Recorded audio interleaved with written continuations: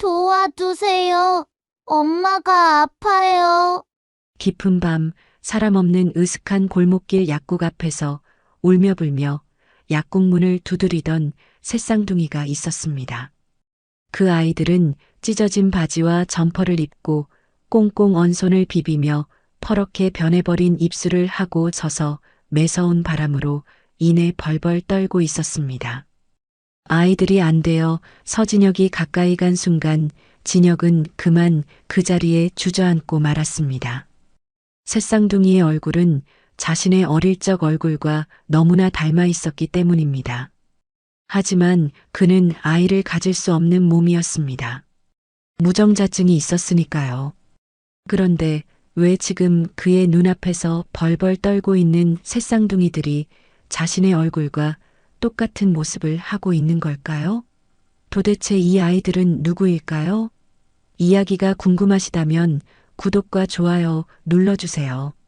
댓글로 지금 어디서 시청하고 계신지 소통해 주신다면 앞으로 더 좋은 영상 제작에 큰 힘이 됩니다. 서울 도심 한복판 대륜그룹 본사 건물 꼭대기 층에는 한밤중에도 불이 꺼지지 않는 방이 하나 있었습니다. 회장실이었죠. 서진혁 회장은 그날도 어김없이 통유리창 앞에 서서 서울의 야경을 내려다보고 있었습니다. 40을 갓 넘긴 나이에 수조원대 그룹의 수장이 된 남자, 세상 사람들은 그를 부러워했지만 정작 그의 눈동자에는 아무런 행복의 빛이 없었습니다. 회장님, 퇴근 안 하십니까? 김 비서가 조심스레 문을 열고 물었지만 진혁은 고개만 살짝 저었습니다. 불면증이 시작된 건 6년 전부터였습니다. 잠을 자려고 누우면 어김없이 한 여자의 얼굴이 떠올랐고 그 얼굴은 밤새도록 그를 괴롭혔죠. 밤 11시가 넘어서야 진혁은 회사를 나섰습니다. 하지만 그가 향한 곳은 청담동의 고급 주택가가 아니었습니다. 기사에게 차 키를 건네받은 그는 직접 벤츠의 운전대를 잡고 서울 외곽의 구도심으로 향했습니다. 낡은 골목들이 미로처럼 얽혀있는 그곳은 6년 전 그가 한 여자와 함께 걸었던 추억의 장소였습니다. 진혁은 골목 어귀에 허름한 포장마차에 벤츠를 세웠습니다. 플라스틱 의자에 앉아 소주를 따르는 그의 손에는 낡은 사진 한 장이 들려 있었죠. 사진 속에는 환하게 웃고 있는 젊은 여자가 있었습니다. 윤민서, 그의 전처였습니다. 손님, 안주 더 드릴까요? 포장마차 주인 할머니가 물었지만 진혁은 대답 대신 사진만 물끄러미 바라보았습니다. 그렇게 소주 2병을 비우고 자리에서 일어났을 때 시간은 이미 자정을 향해 가고 있었습니다. 비틀거리는 걸음으로 골목을 걷던 진혁의 발걸음이 문득 멈췄습니다. 폐점 직전의 약국 앞 가로등 불빛 아래로 3명의 아이가 서 있었습니다.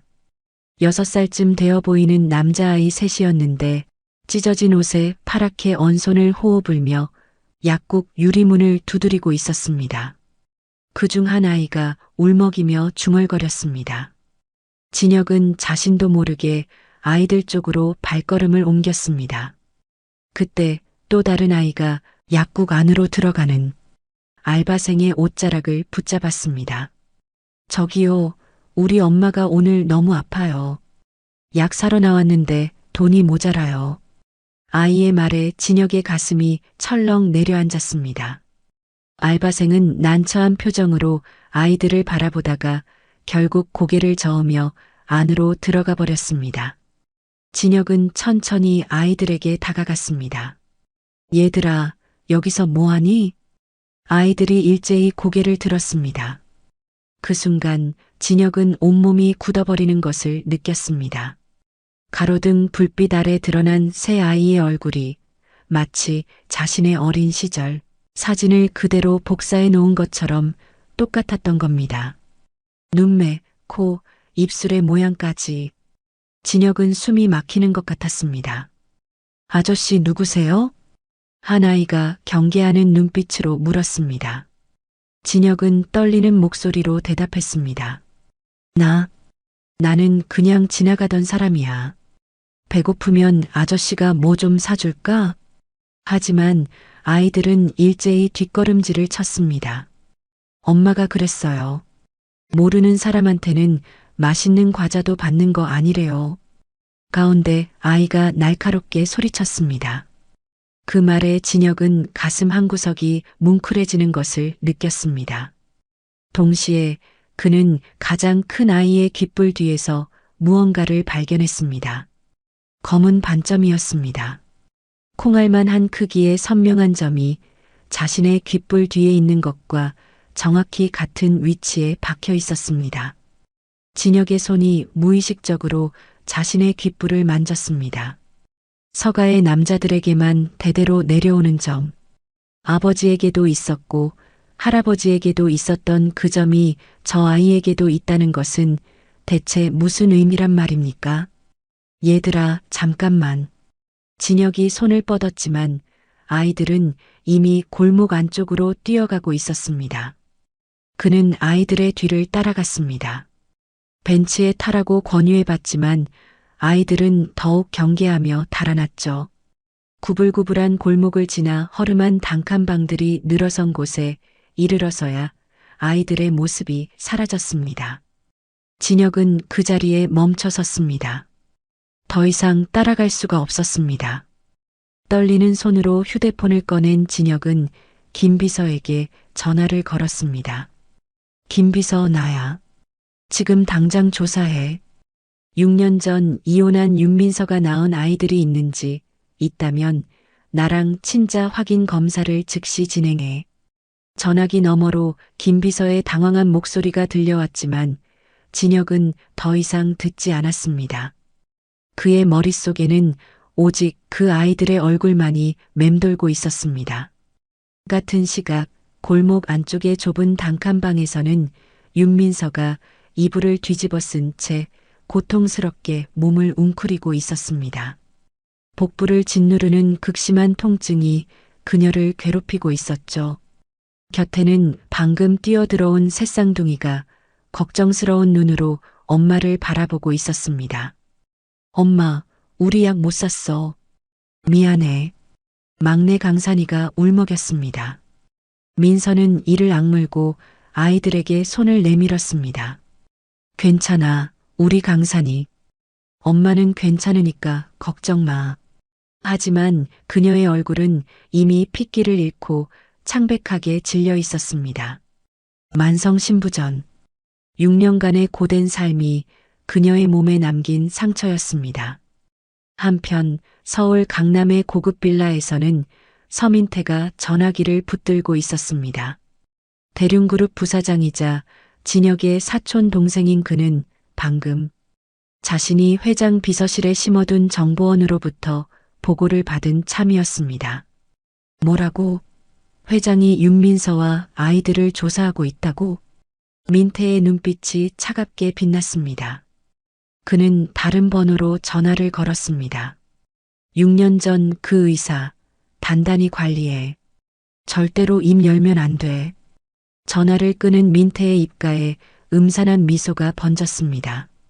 6년 전 그가 공들여 만들어 놓은 모든 것이 무너질 수도 있다는 불안감과 그것을 막아야 한다는 집념이 그의 눈 속에서 불꽃처럼 타올랐습니다. 그 밤 서울의 하늘에는 구름이 잔뜩 끼어 별 하나 보이지 않았습니다. 하지만 그 어둠 속에서 6년간 감춰졌던 진실이 서서히 모습을 드러내려 하고 있었습니다. 다음 날 새벽 동이 트기도 전에 윤민서는 부엌에서 도시락을 싸고 있었습니다. 좁디 좁은 단칸방의 한쪽 구석에 놓인 가스레인지 위에서는 계란말이가 지글지글 익어가고 있었죠. 그녀는 한 손으로 프라이팬을 뒤집으면서 다른 손으로는 약통에서 알약 4알을 꺼내 물과 함께 삼켰습니다. 만성신부전 치료제였습니다. 하루에 3번 그녀는 이 약 없이는 하루도 버틸 수가 없었습니다. 엄마, 벌써 일어났어? 큰아이 하늘이가 눈을 비비며 일어났습니다. 민서는 얼른 약통을 앞치마 주머니에 숨기고 환하게 웃어 보였습니다. 응, 우리 하늘이도 일찍 일어났네. 오늘 유치원에서 현장학습 간다며? 엄마가 맛있는 도시락 싸줄게. 아이들에게만큼은 아픈 모습을 보이고 싶지 않았습니다. 6년 동안 그녀는 그렇게 버텨왔습니다. 혼자서 오직 새 아이만을 바라보며 아침 8시 민서는 아이들을 유치원에 보내고 시장으로 향했습니다. 그녀가 일하는 곳은 재래시장 한 구석의 작은 반찬 가게였습니다. 새벽같이 나와 반찬을 만들고 밤늦게까지 손님을 맞는 고된 일이었지만 새 아이를 먹여 살리려면 어쩔 수 없었습니다. 민서야, 오늘도 일찍 왔네. 옆 가게 생선집 아주머니가 말을 건넸습니다. 민서는 허리를 숙여 인사했습니다. 네, 아주머니. 오늘 김치 많이 담가야 해서요. 아이고, 혼자서 새쌍둥이 키우느라 얼마나 고생이요. 이거 가져가. 고등어 몇 마리 남은 거야. 아주머니가 비닐봉지를 내밀었습니다. 민서는 연신 고맙다며 손을 흔들었습니다. 이 시장 상인들의 작은 정이 아니었다면 그녀는 진작에 무너졌을지도 모릅니다.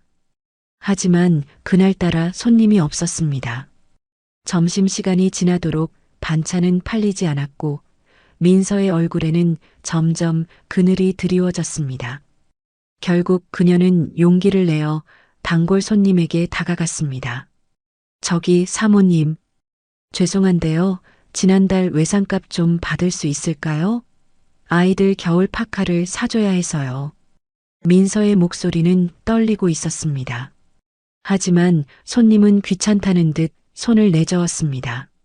아휴, 나도 요즘 어려워서 그래. 다음에 줄게. 손님이 가버린 뒤 민서는 빈 가게 안에 혼자 서서 한참을 멍하니 있었습니다. 그때 그녀의 낡은 휴대폰이 울렸습니다. 모르는 번호였습니다. 여보세요? 전화기 너머로 낮고 음침한 남자 목소리가 들려왔습니다. 윤민서 씨, 아이들 아버지가 그 아이들이 누군지 곧 알게 될 거야. 그 사람한테서 아이들을 지키고 싶으면 당신들이 먼저 사라지는 게 좋을 거야. 누구세요? 무슨 소리예요? 하지만 전화는 이미 끊겨 있었습니다. 민서의 손이 부들부들 떨렸습니다. 대체 누가 왜 이런 전화를 하는 걸까요? 그 순간 극심한 통증이 허리를 짓눌렀습니다. 민서는 그 자리에 주저앉아 구역질을 했습니다. 손등이 붓고 발목이 퉁퉁 부어올라 있었습니다. 신부전 증상이 악화되고 있다는 신호였습니다. 하지만 그녀는 이를 악물고 다시 일어섰습니다. 아이들이 유치원에서 돌아올 시간이었으니까요. 그 시각 대륜그룹 회장실에서는 김 비서가 서진혁 앞에 서류 봉투를 내밀고 있었습니다. 회장님, 친자 확인 결과가 나왔습니다. 진혁은 떨리는 손으로 봉투를 열었습니다. 그리고 그 안의 숫자를 보는 순간 그는 숨을 멈췄습니다. 친자 일치 확률 99.99%. 세 아이 모두 자신의 아들이라는 것이 과학적으로 증명된 것입니다. 진혁의 머릿속으로 6년 전의 기억이 밀려들었습니다. 그때 진혁은 아직 회장이 아니었습니다. 부회장으로서 아버지의 뒤를 이을 준비를 하던 시절이었죠. 어머니 이 여사의 영향력은 절대적이었고 회사의 모든 중요한 결정은 그녀의 손을 거쳐야 했습니다. 그날 이 여사는 진혁을 본가로 불렀습니다. 넓은 거실에는 낯선 남자 2명이 앉아 있었습니다. 한 명은 서울대학병원의 비뇨기과 과장이었고 다른 한 명은 산부인과 전문의였습니다. 진혁아, 내 검사 결과가 나왔다. 의사 선생님께서 직접 설명해 주실 거야. 비뇨기과 과장이 서류를 펼쳤습니다. 회장님, 아드님의 정자 검사 결과 무정자증으로 확인되었습니다. 자연 임신은 불가능한 상태입니다. 진혁은 충격을 받았습니다. 그런 검사를 받은 적이 없었는데 결과가 있다니요. 저는 그런 검사를 받은 적이 건강검진 때 함께 진행했습니다. 어머님께서 미리 요청하셨고요. 이 여사가 차갑게 말을 이었습니다. 그리고 민서, 그 여자도 문제가 있어. 자궁에 심각한 기형이 있어서 임신 자체가 불가능하대. 두 사람 다 아이를 가질 수 없는 몸이야. 서가의 대가 끊기게 생겼어. 민서는 그 자리에서 펑펑 울었습니다. 자신이 아이를 낳을 수 없다는 진단에 남편마저 같은 상황이라는 말에 그녀는 무너져 내렸습니다. 어머니, 그래도 저희는 닥쳐. 후계자를 낳을 수 없는 며느리가 이 집에서 무슨 의미가 있어? 그래서 내가 처음부터 결혼을 말린 거야. 너같이 아무것도 없는 집안 아이가 제대로 된 게 있겠니? 내가 진혁이를 진정으로 사랑한다면 스스로 물러나는 게 맞아. 진혁이는 다른 여자를 만나서라도 대를 이어야 해. 이 여사는 거기서 멈추지 않았습니다. 그리고 진혁아, 내가 이 여자 손을 잡으면 회사에서 너를 내보내겠다. 후계자 자격이 없는 놈한테 회사를 맡길 수 없으니까. 민태가 내 자리를 대신하게 될 거야.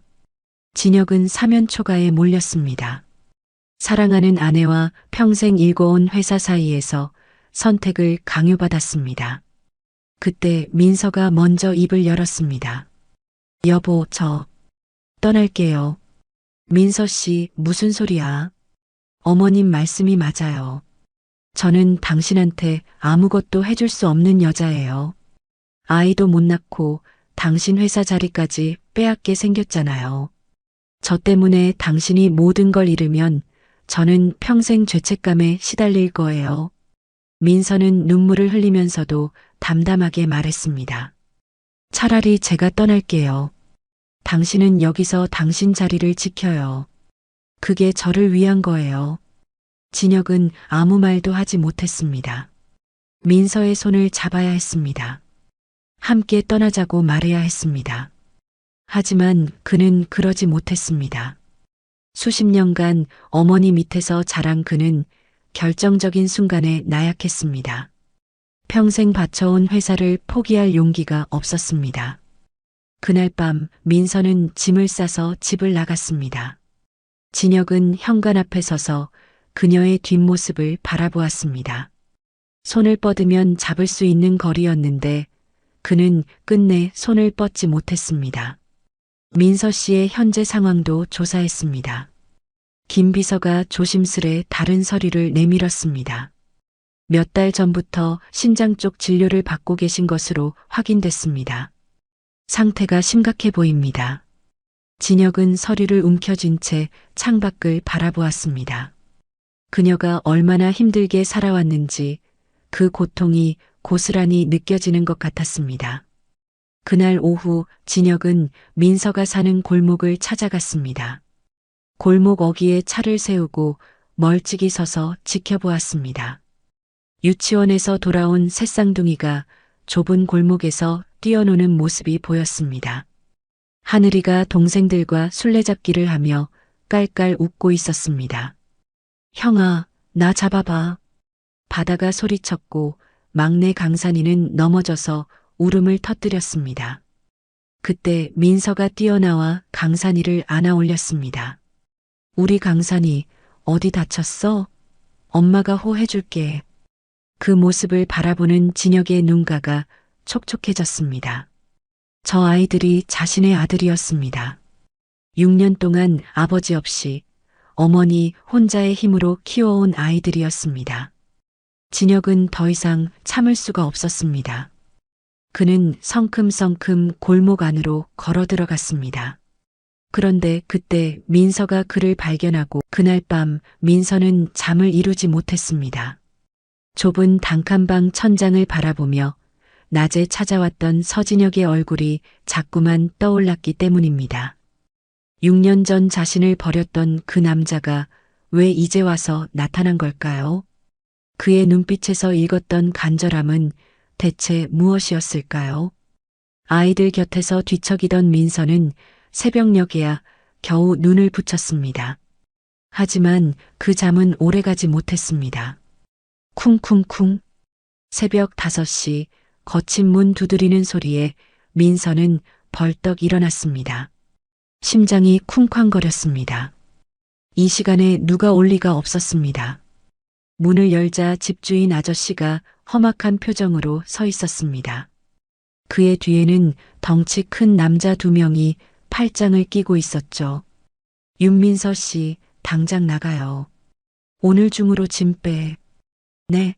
무슨 말씀이세요? 계약 기간이 아직 석 달이나 남았는데요. 민서의 목소리가 떨렸습니다. 하지만 집주인은 냉정하게 봉투 하나를 내밀었습니다. 보증금 여기 있어. 이유는 묻지 마. 어차피 말해줄 수도 없으니까. 오늘 저녁까지 안 나가면 짐을 다 내다 버릴 거야. 문이 쾅 닫혔습니다. 민서는 그 자리에 주저앉아 울음을 삼켰습니다. 아이들이 깰까봐 소리를 낼 수도 없었습니다. 떨리는 손으로 봉투를 열어보니 보증금이 고스란히 들어 있었습니다. 대체 무슨 일이 벌어지고 있는 걸까요? 설상가상으로 그날 오전 반찬 가게에 출근한 민서를 기다리고 있던 것은 해고 통보였습니다. 사장님이 난처한 표정으로 민서를 불렀습니다. 민서야, 미안해. 누군가 나한테 협박을 했어. 너 계속 쓰면 가게 문 닫게 만들겠다고. 세무조사 들어오게 해서 완전히 망하게 하겠다더라. 사장님, 저 진짜 열심히 했잖아요. 누가 그런 말을. 나도 몰라. 목소리만 들었는데 무서웠어. 민서야, 내가 무슨 잘못을 한 거 아닌 거 알아. 근데 나도 먹고 살아야 하잖아. 사장님의 얼굴에도 두려움이 서려 있었습니다. 민서는 더 이상 묻지 않았습니다. 이 모든 일이 우연이 아니라는 것을 직감했기 때문입니다.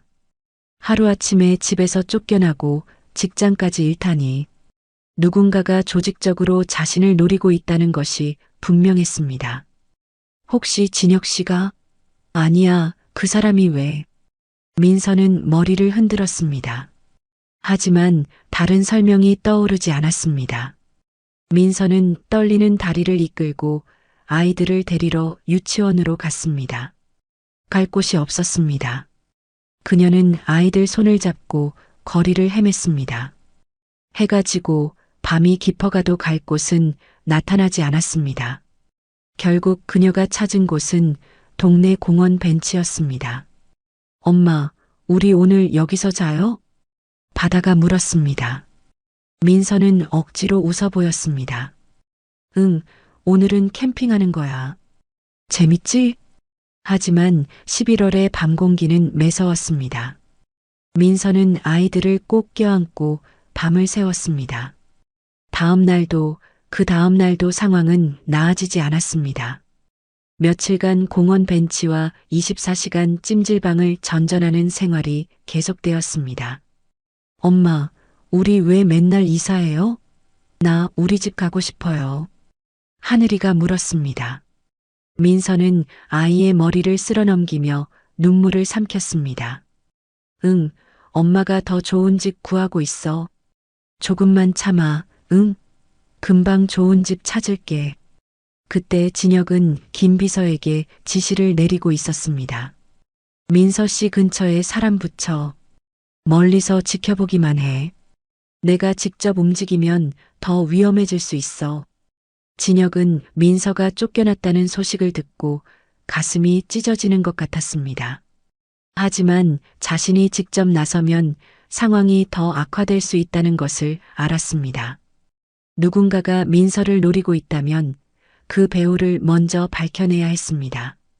그러던 어느 날 오후 민서가 머물던 찜질방 앞에 검은색 승용차 3대가 멈춰 섰습니다. 차에서 내린 것은 명품 옷을 차려입은 중년 여성과 검은 양복의 경호원 4명이었습니다. 이 여사였습니다. 그녀의 손가락에는 다이아몬드 반지가 번쩍이고 있었고 목에는 진주 목걸이가 걸려 있었습니다. 윤민서. 그 차가운 목소리에 민서의 온몸이 얼어붙었습니다. 6년 만에 듣는 시어머니의 목소리였습니다. 찜질방에서 나온 민서는 새 아이를 뒤로 숨기며 이 여사를 마주했습니다.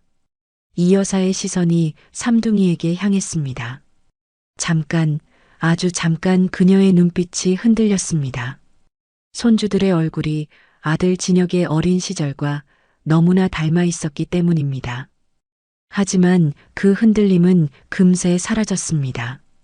이 여사는 민서 앞에 두꺼운 봉투를 던졌습니다. 이 돈 받고 내 손주들만 내놔라. 핏줄은 속일 수 없어. 너 같은 천박한 년이 병든 몸으로 키울 수 있는 애들이 아니야. 이 돈이면 평생 먹고 살 수 있을 거다. 민서의 얼굴이 불그락푸르락 변했습니다. 6년간 혼자서 버텨온 세월, 아이들을 키우며 흘린 땀과 눈물, 병든 몸을 이끌고 새벽마다 일어나 돈을 벌어다 이들 입에 만난 것을 넣어주던 날들. 그 모든 것이 한순간에 부정당하는 것 같았습니다. 어머님이야말로 6년 전 저를 죽인 사람이에요. 거짓말로 가정을 파탄낸 게 누군데요? 저는 절대로 아이들을 포기하지 않을 겁니다. 민서는 돈봉투를 집어 이 여사의 얼굴 앞으로 던졌습니다. 봉투가 터지며 지폐가 사방으로 흩날렸습니다. 바람에 날리는 돈 사이로 두 여자가 서로를 노려보았습니다. 인연이 이 여사의 얼굴이 일그러졌습니다. 그녀는 경호원들에게 손짓했습니다. 어서 애들만 데려가. 경호원들이 삼둥이에게 다가갔습니다. 아이들이 비명을 질렀습니다. 엄마, 무서워. 이 아저씨들 싫어요. 민서가 아이들 앞을 막아섰습니다. 작은 책으로 경호원들을 가로막으며 두 팔을 벌렸습니다. 내 아이들한테 손대지 마. 그 순간 극심한 통증이 그녀의 가슴을 짓눌렀습니다. 피가 섞인 기침이 터져 나왔습니다. 붉은 피가 손바닥 위로 떨어졌습니다. 신부전 증상이 급격히 악화된 것입니다. 엄마, 아이들의 비명소리가 찜질방 앞 골목에 울려 퍼졌습니다. 민서는 아이들을 끌어안은 채 그 자리에 쓰러졌습니다. 찜질방 직원이 뛰어나왔습니다. 손님, 여기서 이러시면 안 됩니다. 저 여자분 피 흘리고 있잖아요. 경찰 부를까요? 직원의 말에 이 여사의 눈빛이 흔들렸습니다. 하지만 그녀는 물러서지 않았습니다. 상관 말고 비켜. 바로 그때 굉음을 내며 한 대의 차가 골목으로 돌진해 왔습니다. 급정거한 차에서 뛰어내린 것은 서진혁이었습니다. 그의 얼굴은 분노로 일그러져 있었습니다. 당장 멈춰. 그의 목소리가 골목을 뒤흔들었습니다. 진혁은 달려와 민서와 아이들 앞에 섰습니다. 그의 눈에는 6년간 보지 못했던 불꽃이 타오르고 있었습니다. 내 가족한테 손대지 마. 진혁의 목소리는 낮았지만 그 안에 담긴 분노는 화산처럼 거대했습니다. 경호원 2명이 그에게 달려들었지만 진혁은 주먹 2방으로 그들을 쓰러뜨렸습니다. 젊은 시절 권투를 배웠던 실력이 아직 녹슬지 않았던 것입니다. 나머지 2명의 경호원도 진혁에게 덤볐지만 그는 냉정하게 그들을 제압했습니다. 검은 양복의 남자들이 아스팔트 위에 나뒹굴었습니다. 진혁아, 내가 왜 여기서? 이 여사가 당황한 표정으로 아들을 바라보았습니다. 진혁은 어머니를 똑바로 마주보며 말했습니다. 그의 목소리는 단호했지만 그 안에는 6년간 쌓인 후회와 분노가 뒤섞여 있었습니다.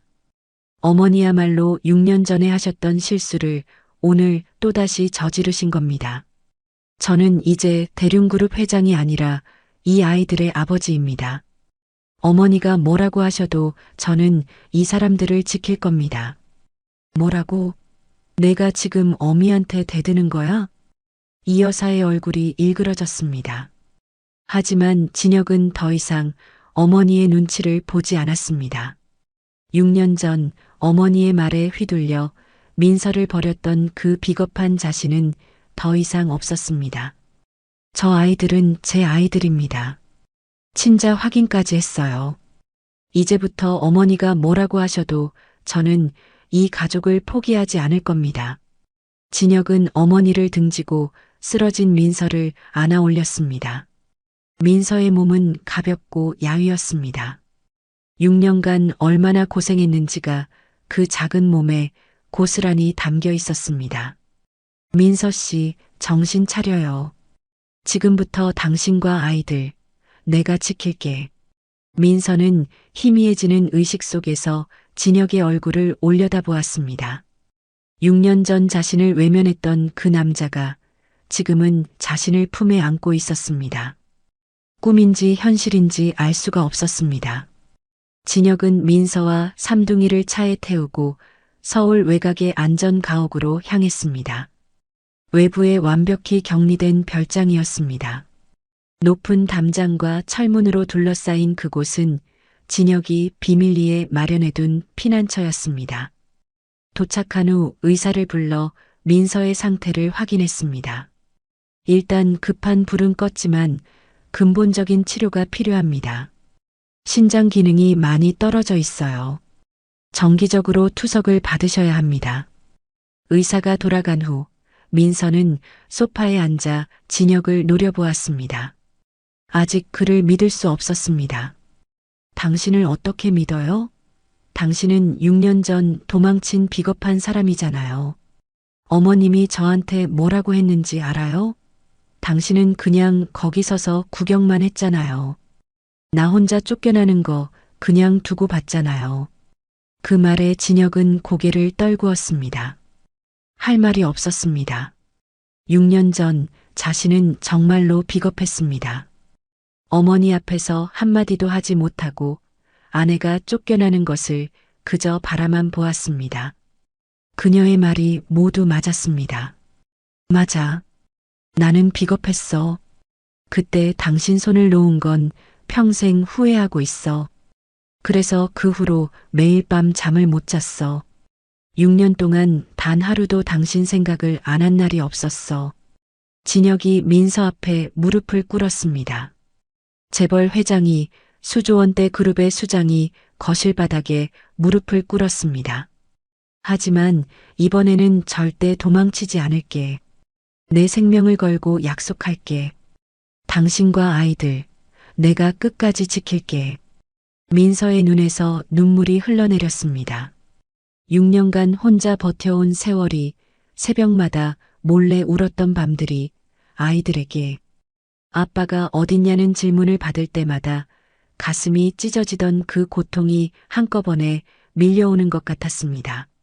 안전가옥에 도착한 첫날 밤 삼둥이는 낯선 환경에 긴장해 있었습니다. 진혁이 조심스럽게 다가갔습니다. 얘들아, 배고프지?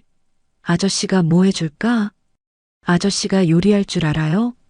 강산이가 의심스러운 눈으로 물었습니다. 진혁은 자신 있게 고개를 끄덕였습니다. 그럼 아저씨 옛날에 요리 좀 했어. 하지만 결과는 참담했습니다. 계란 프라이는 새까맣게 타버렸고 라면은 불어터져서 죽이 되어버렸습니다. 김치찌개를 끓이려다가 냄비를 태워 먹기도 했습니다. 아저씨, 이거 먹어도 되는 거예요? 쑥 같아요. 바다가 까맣게 탄 계란을 젓가락으로 찔러보며 물었습니다. 진혁은 머쓱하게 웃었습니다. 미안, 아저씨가 요리를 생각보다 못해서. 그때 막내 강산이가 타버린 계란을 한 입 베어 물었습니다. 그리고 환하게 웃었습니다. 그래도 맛있어요. 아저씨가 해준 거니까.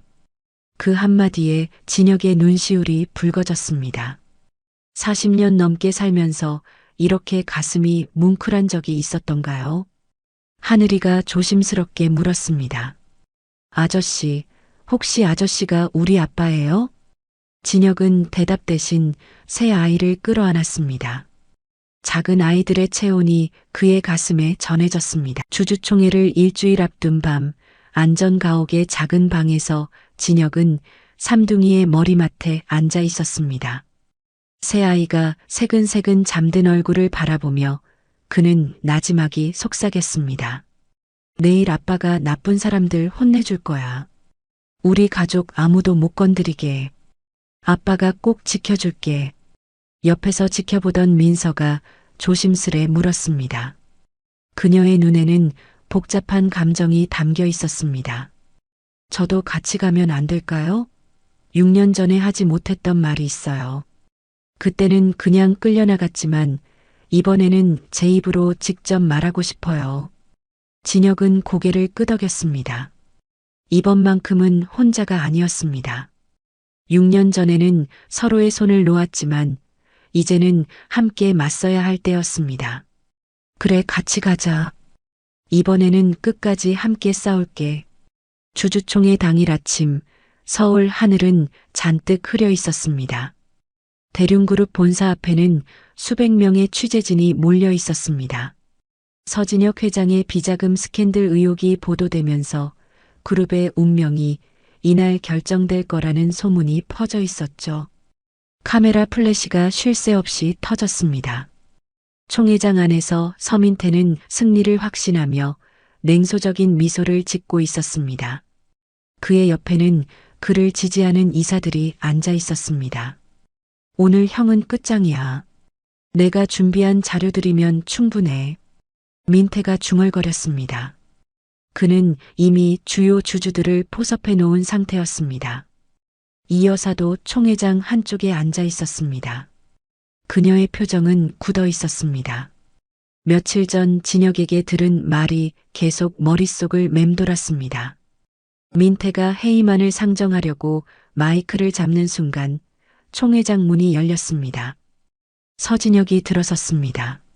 하지만 그의 옆에는 윤민서가 있었고 새쌍둥이가 똑같은 턱시도를 입고 아빠의 손을 잡고 있었습니다. 새 아이의 모습은 마치 거울에 비친 것처럼 똑같았습니다. 총회장이 술렁였습니다. 저게 누구야? 아이들이 왜 저기 있는 거지? 새쌍둥이라고? 회장한테 자녀가 있었어? 수군거리는 소리가 총회장을 가득 메웠습니다. 입구에서 기자 한 명이 삼둥이에게 마이크를 들이댔습니다. 너희들 이름이 뭐니? 서진혁 회장 자녀가 맞아? 진혁은 재빨리 아이들을 감싸며 기자를 밀어냈습니다. 그의 눈빛이 차갑게 빛났습니다. 아이들한테는 손대지 마시오. 질문이 있으면 나한테 하시오. 단상에 오른 진혁은 마이크를 잡았습니다. 수백 명의 시선이 그에게 집중되었습니다. 그의 목소리는 총회장 전체에 울려 퍼졌습니다. 오늘 이 자리에서 저의 6년 전 이혼이 모두 거짓으로 인해 벌어진 것이었음을 밝히겠습니다. 대형 스크린의 친자 확인서가 떠올랐습니다. 친자 일치 확률 99.99%. 세 아이 모두 서진혁의 친아들이라는 증거였습니다. 총회장이 다시 술렁였습니다. 이 아이들은 모두 제 아들들입니다. 서하늘, 서바다, 서강산.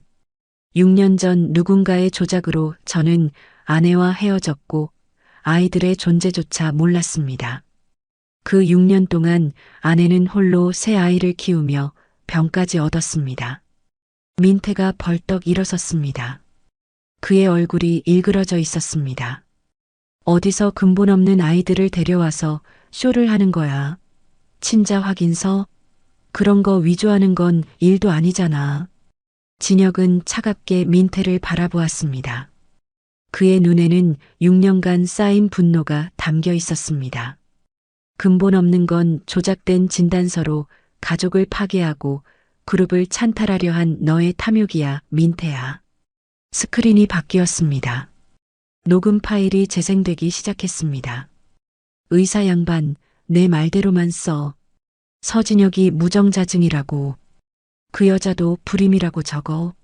내가 원하는 대로만 하면 평생 돈 걱정 없이 살게 해줄게. 하지만 부사장님, 이건 범죄입니다. 만약 들키면. 들킬 일 없어. 형수는 쫓겨날 거고 형은 영영 자식을 못 가진다고 생각할 거야. 그럼 후계자 자리는 내 거지. 민태의 목소리였습니다. 총 회장이 충격에 휩싸였습니다. 이사들의 얼굴이 창백해졌습니다. 주주들 사이에서 야유가 터져 나왔습니다. 이 여사의 얼굴도 창백하게 질렸습니다. 자신도 민태에게 속았다는 것을 그제야 깨달은 것입니다.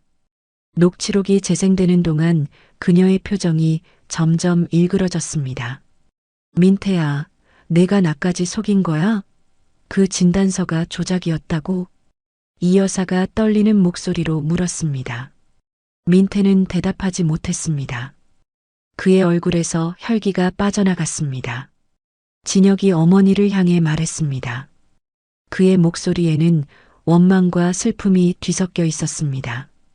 어머니, 어머니의 체면이 우리 가족의 행복보다 중요했습니까? 6년 전 어머니는 민서를 쫓아내면서 자식을 못 낳는 여자라고 하셨죠. 그런데 그게 다 거짓말이었어요. 민태가 꾸민 거짓말에 어머니도 속으신 거예요. 이 여사는 고개를 떨구었습니다. 아무 말도 할 수 없었습니다. 6년 전 자신이 민서에게 했던 말들, 그 차가운 시선들이 떠올랐습니다. 모든 것이 거짓 위에 세워진 것이었습니다. 그 순간 총회장 문이 열리고 검찰 수사관들이 들어왔습니다. 짙은 남색 점퍼를 입은 수사관들이 총회장 안으로 성큼성큼 걸어왔습니다. 서민태 부사장, 사기 및 협박 혐의로 체포합니다. 민태의 손목에 수갑이 채워졌습니다. 끌려나가면서 그는 이 여사를 향해 소리쳤습니다. 큰어머니도 공범이에요. 나만 잡아가면 안 돼. 큰어머니도 알고 있었잖아요. 발버둥 치는 민태를 수사관들이 끌고 나갔습니다. 하지만 총회장 밖으로 나서기 직전 민태는 기자들을 향해 외쳤습니다. 서진혁이 수천억대 비자금을 숨겼다. 조사해봐. 나만 나쁜 놈이 아니야. 그것이 그의 마지막 발악이었습니다. 하지만 그 한마디가 나중에 어떤 파문을 일으킬지 그때는 아무도 몰랐습니다. 총회장 한쪽 한 병원의 병실에서는 한 가족이 TV로 이 장면을 지켜보고 있었습니다. 중환자실에 누운 노인의 곁에서 그의 아들이 중얼거렸습니다. 저런 사람도 있구나. 가족을 위해 모든 걸 걸다니. 우리 아버지도 저런 분이셨는데. 그의 어머니가 눈물을 글썽이며 TV를 바라보았습니다. 그들은 뇌사 판정을 받은 가장의 마지막을 지키고 있었습니다. 주주총회가 끝나고 일주일이 지났습니다. 민태는 체포되었고 진혁의 회장직은 유지되었습니다. 모든 것이 제자리를 찾아가는 것 같았습니다. 하지만 운명은 또 다른 시련을 준비하고 있었습니다. 그날 아침 민서는 평소처럼 아이들의 아침밥을 준비하고 있었습니다. 계란을 풀고 김치를 꺼내고 밥을 푸던 그녀의 손이 갑자기 멈췄습니다. 눈앞이 핑 돌았습니다. 엄마, 하늘이가 부르는 소리가 아득하게 들렸습니다. 민서는 프라이팬을 놓치고 그 자리에 쓰러졌습니다. 엄마, 엄마. 삼둥이의 울음소리에 진혁이 달려왔습니다. 민서의 얼굴은 새하얗게 질려 있었고 입술은 파랗게 변해 있었습니다. 손발이 얼음처럼 차가웠습니다. 민서 씨, 정신 차려요. 진혁은 민서를 안아들고 차에 태워 병원으로 달렸습니다. 신호등을 무시하고 경적을 울리며 달렸습니다. 오직 민서를 살려야 한다는 생각뿐이었습니다. 응급실에서 몇 시간을 기다린 후 의사가 나왔습니다. 그의 표정은 어두웠습니다. 희망적인 소식이 아니라는 것을 직감할 수 있었습니다. 환자분의 만성 신부전이 급속도로 악화되어 말기에 도달했습니다. 신장 기능이 거의 정지된 상태예요. 신장 이식 외에는 방법이 없습니다. 적합한 기증자를 찾지 못하면 길어야 한 달입니다. 진혁의 눈앞이 캄캄해졌습니다. 한 달, 고작 한 달이라니. 겨우 찾은 가족을, 이제 막 되찾은 사랑을 다시 잃게 되는 건가요? 내 심장을 검사해 주세요. 내 거라도 떼어주겠습니다. 제발이요. 진혁의 애원에 의사가 검사를 진행했습니다. 하지만 몇 시간 후 돌아온 결과는 절망적이었습니다. 죄송합니다. 혈액형이 맞지 않습니다. 회장님의 신장은 사모님께 이식할 수 없어요. 진혁은 병원 복도에 주저앉아 머리를 쥐어뜯었습니다. 수조원의 재산이 있어도 대한민국 최대 그룹의 회장이어도 사랑하는 사람의 죽어가는 생명 앞에서는 아무것도 할 수 없었습니다. 삼둥이가 아빠 곁에 다가왔습니다. 아빠, 엄마 언제 깨어나요? 바다가 물었습니다. 진혁은 대답할 수가 없었습니다.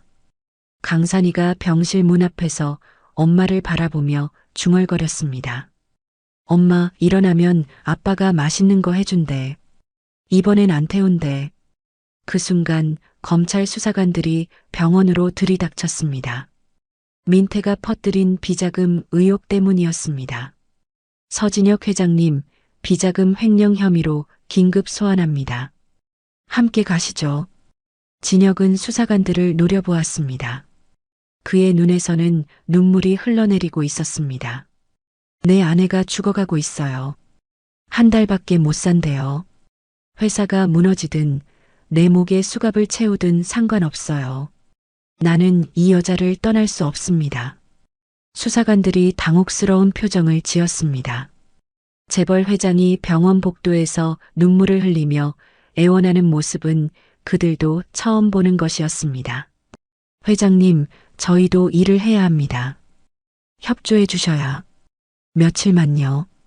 제발 며칠만 시간을 주세요. 수사관들은 서로를 바라보다가 결국 물러났습니다. 하지만 언제까지 기다려줄지는 알 수 없었습니다. 김 비서가 찾아와 간절히 말했습니다. 회장님, 지금 회사가 흔들리고 있습니다. 민태 부사장 일로 주가가 폭락했어요. 나가셔서 수습하셔야 합니다. 하지만 진혁은 고개를 저었습니다. 회사보다 중요한 건 내 가족이야. 6년 전에 난 회사를 선택해서 가족을 잃었어. 이번엔 그러지 않을 거야. 회사 일은 이사회에서 알아서 처리하게 해. 하지만 더 이상 말하지 마. 다음 날 아침 진혁은 결단을 내렸습니다. 밤새 생각한 끝에 내린 결론이었습니다. 그는 대륜그룹 홍보팀을 통해 긴급 기자회견을 열었습니다. 병원 앞에 취재진이 모여들었습니다. 저 서진혁은 오늘부로 대륜그룹 회장직에서 사임합니다. 기자들이 술렁였습니다.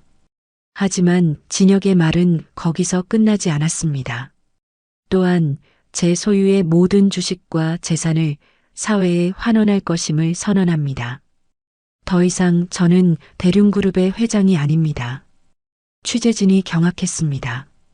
수조원대의 재산을 모두 포기한다니 믿을 수 없는 일이었습니다. 카메라 플래시가 쉴 새 없이 터졌습니다. 회장님, 이유가 뭡니까? 왜 이런 결정을 내리신 겁니까? 한 기자가 물었습니다. 진혁은 담담하게 대답했습니다. 그의 눈은 충혈되어 있었지만 목소리는 흔들리지 않았습니다. 저는 6년 전 가장 소중한 것을 잃었습니다. 가족입니다. 회사를 선택하고 가족을 버린 대가로 저는 6년간 지옥 같은 삶을 살았습니다. 이제라도 되찾고 싶습니다. 그것이 재산보다 명예보다 세상의 모든 것보다 더 값진 것이라는 걸 깨달았습니다. 기자회견이 끝난 후 뉴스는 온종일 이 소식을 보도했습니다. 재벌 회장, 사랑을 위해 모든 것을 버리다. 사람들의 반응은 엇갈렸습니다. 미쳤다는 사람도 있었고 존경스럽다는 사람도 있었습니다. 대륜그룹 직원들 사이에서 탄식이 터져나왔습니다. 회장님이 왜 저러시는 거야? 가족을 위해서래. 진짜 대단하신 분이다. 그럼 우리 회사는 어떻게 되는 거야? 이 여사도 뉴스를 보았습니다. 아들이 평생 쌓아온 모든 것을 버리는 모습을. 그녀는 떨리는 손으로 휴대폰을 들었지만 전화를 걸 용기가 나지 않았습니다. 진혁은 기자회견이 끝나자마자 검찰청으로 향했습니다. 그리고 수사관들 앞에 무릎을 꿇었습니다. 차가운 대리석 바닥 위에 양복 입은 남자가 무릎을 꿇은 모습은 이질적이었습니다. 제 아내가 깨어날 때까지만 일주일만 시간을 주십시오. 그 후에는 제 발로 어디든 가겠습니다. 제발 부탁입니다. 수사관들은 무릎 꿇은 전직 재벌 회장의 모습에 말문이 막혔습니다. 평생 이런 광경을 본 적이 없었습니다. 회장님, 일어나십시오. 저희가 일단 상부에 보고하겠습니다. 병원으로 돌아온 진혁은 삼둥이와 함께 병원 복도에 무릎을 꿇고 기도했습니다. 새 아이와 아빠, 네 사람이 나란히 무릎을 꿇은 모습은 지나가는 사람들의 마음을 울렸습니다. 하나님, 엄마를 살려주세요. 아내를 살려주세요. 제발이요. 우리 엄마 안 죽게 해주세요. 네 사람의 기도가 병원 복도에 울려 퍼졌습니다. 간호사들도 지나가는 환자들도 모두 그 모습을 바라보며 눈시울을 붉혔습니다. 그날 저녁 기적 같은 일이 일어났습니다. 다른 병원에서 기증자가 나왔는데 아내의 신장 이식을 할 수 있는 적합한 기증자라는 것이었습니다. 조금 있다가 병원으로 한 가족이 찾아왔습니다. 중년 여성과 그녀의 아들이었습니다. 그들은 교통사고로 뇌사 판정을 받은 환자의 가족이었습니다. 서진혁 회장님 맞으시죠? 네, 그런데 어떻게? 중년 여성이 눈물을 글썽이며 말했습니다. 뉴스에서 봤습니다. 회장님이 모든 걸 버리고 아내분을 지키시는 모습을요. 기자회견 보면서 저희 가족이 모두 울었어요.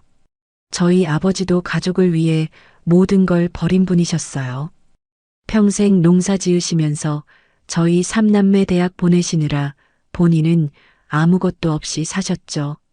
그래서 맞는다면 저희 아버지의 신장을 사모님께 드리고 싶었습니다. 진혁은 그 자리에서 깊이 고개를 숙였습니다.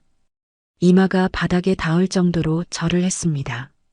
평생 이 은혜 잊지 않겠습니다. 정말 감사합니다. 기증자 가족의 아들이 진혁의 손을 잡았습니다. 저희 아버지 장기가 누군가를 살릴 수 있다면 아버지도 기뻐하실 거예요. 아버지는 항상 말씀하셨거든요. 가족보다 소중한 건 없다고. 이식 수술이 결정되었습니다. 진혁은 떨리는 손으로 수술 동의서에 서명했습니다. 펜을 쥔 손이 계속 떨려서 글씨가 삐뚤빼뚤해졌습니다. 민서야, 꼭 살아서 돌아와. 이제 내가 평생 당신을 지킬게. 다시는 놓지 않을게. 수술실 불이 켜졌습니다. 진혁은 수술실 앞 차가운 의자에 앉아 기다렸습니다. 1시간, 2시간, 3시간. 시간이 흐르는 것이 느껴지지 않았습니다. 그 시간 동안 6년 전의 모든 기억이 주마등처럼 스쳐 지나갔습니다. 결혼식 날 민서의 환한 웃음. 여보, 우리 행복하게 살아요. 라고 말하던 그녀의 목소리. 이혼 서류에 도장을 찍던 날 흘리던 민서의 눈물. 그녀가 집을 떠나던 날 뒷모습. 골목에서 처음 삼둥이를 만났던 밤. 그 모든 순간들이 가슴을 파고들었습니다. 삼둥이가 아빠 곁에 바짝 붙어 앉았습니다. 아빠 무서워요. 괜찮아. 엄마는 강한 사람이야. 꼭 이겨낼 거야. 얘들아, 엄마 믿지? 응, 엄마 믿어. 이 여사가 병원에 나타났습니다. 그녀는 원무과에 가서 작은 봉투를 건넸습니다. 이거 익명으로 기부하고 싶어요. 환자 치료비에 써주세요. 봉투 안에는 거액의 수표가 들어 있었습니다. 그녀가 할 수 있는 유일한 속죄였습니다. 8시간이 흘렀습니다. 드디어 수술실 문이 열렸습니다. 의사가 마스크를 벗으며 나왔습니다. 진혁은 벌떡 일어섰습니다. 심장이 터질 것 같았습니다. 수술은 성공입니다. 이식된 신장이 잘 작동하고 있어요. 환자분 생명에는 지장이 없습니다. 진혁은 그 자리에서 무너져 내렸습니다. 울음이 터져 나왔습니다. 6년간 참아왔던 모든 눈물이 한꺼번에 쏟아져 나왔습니다. 감사합니다. 감사합니다. 삼둥이가 아빠를 끌어안았습니다. 아이들도 울고 있었습니다. 병원 복도에서 네 식구는 서로를 껴안고 한참을 울었습니다. 의료진에게 진혁이 몇 번이고 절을 했습니다. 감사합니다. 정말 감사합니다. 평생 이 은혜 잊지 않겠습니다.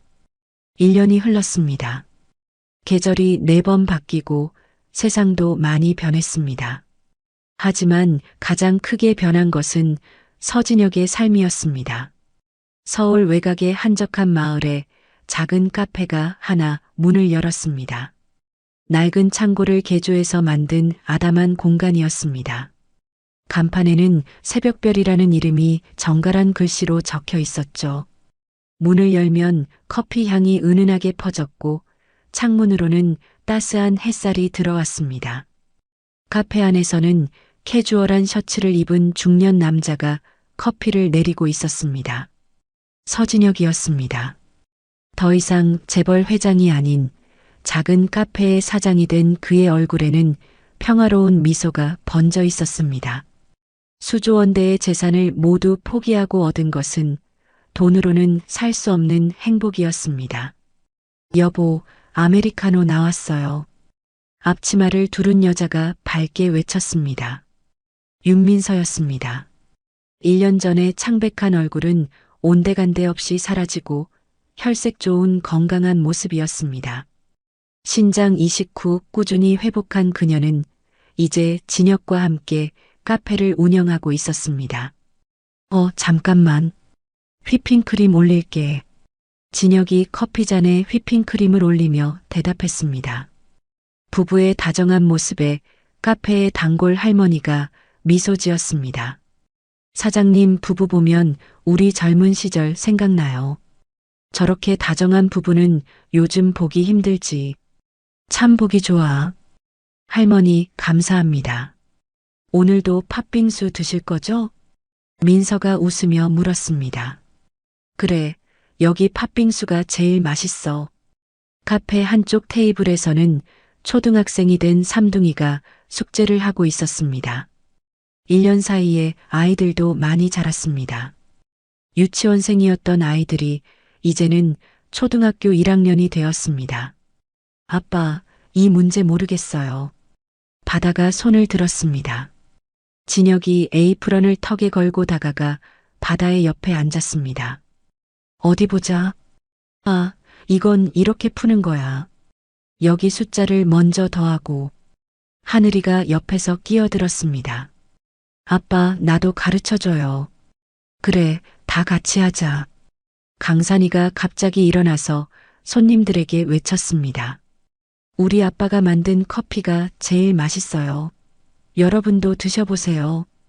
손님들 앞에서 자랑하는 막내의 모습에 모두가 웃음을 터뜨렸습니다. 민서가 강산이의 머리를 쓸어넘기며 말했습니다. 우리 강산이 아빠 자랑하는 거야? 고마워.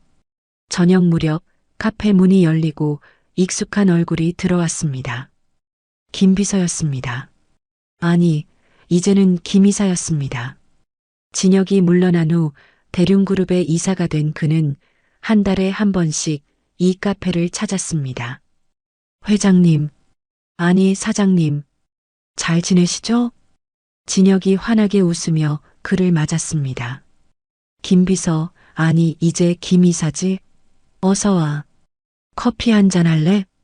두 사람은 창가에 앉아 커피를 마시며 이야기를 나누었습니다. 창밖으로는 노을이 물들어가고 있었습니다. 회사는 잘 돌아가고 있어요. 새로운 회장님이 잘 이끌고 계시고요. 회장님 덕분에 비리가 다 드러나서 오히려 회사가 더 건강해졌다는 평가도 있어요. 그래, 다행이네. 김 이사가 조심스럽게 물었습니다. 후회 안 하세요? 그 모든 걸 버리신 거. 진혁은 카페 안을 둘러보았습니다. 커피를 내리는 민서, 숙제하는 삼둥이, 웃음소리가 가득한 작은 공간. 1년 전에는 상상도 못했던 풍경이었습니다. 이게 내 행복이야. 대륜그룹 전체보다 소중해. 6년 전에는 몰랐는데 이제는 확실히 알아. 가족보다 소중한 건 아무것도 없다는 거. 김 이사가 고개를 끄덕였습니다. 저도 회장님 보면서 많이 배웠어요. 진짜 중요한 게 뭔지. 그날 밤 카페 문을 닫은 후 민서가 진혁에게 기대어 물었습니다. 두 사람은 카페 앞 벤치에 나란히 앉아 있었습니다. 밤하늘에는 별이 반짝이고 있었습니다. 여보, 회장 자리 포기한 것 정말 후회 안 해요? 가끔 그 시절이 그립지 않아요? 진혁은 민서의 머리를 쓸어넘기며 대답했습니다. 당신 곁에서 커피 내리는 게 회장실에서 서류 결제하는 것보다 100배는 행복해. 회장 시절에는 매일 밤 잠을 못 잤는데 요즘은 베개에 머리만 대면 바로 잠들어. 이게 진짜 행복인 것 같아. 민서의 눈에 눈물이 고였습니다. 고마워요. 돌아와줘서. 그리고 미안해요. 6년 동안 혼자 힘들게 해서. 무슨 소리야. 미안한 건 나지. 그때 당신 손을 놓은 건 평생 후회할 거야. 그래서 이제 다시는 안 놓을 거야. 죽을 때까지. 두 사람은 서로를 바라보며 미소 지었습니다. 6년의 세월이 만든 상처는 1년의 사랑으로 조금씩 아물어가고 있었습니다. 다음 날 오후 카페 건너편 골목에 수수한 옷차림의 중년 여성이 서 있었습니다. 이 여사였습니다. 명품 옷 대신 평범한 원피스를 입은